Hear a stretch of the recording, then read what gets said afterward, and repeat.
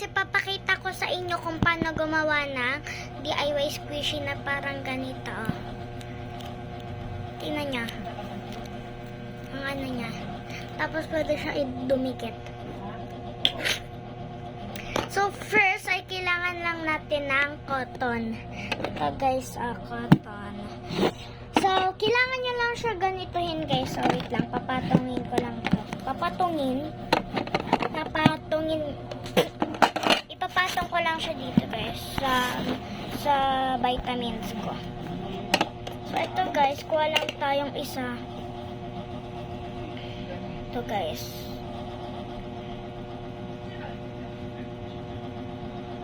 Isa pa. Kasi para hindi sayang. Ay mommy to huwag niyo ko sumbong. So kailangan natin ng container. May takip siya. Kaya ipuputol-putol natin siya ganon. Tapos lalagay natin siya dito sa loob ng container. Tapos igagan.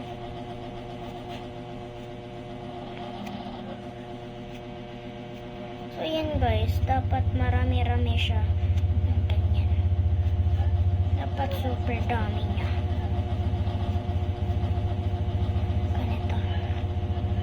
Tapos, lalagay na natin siya.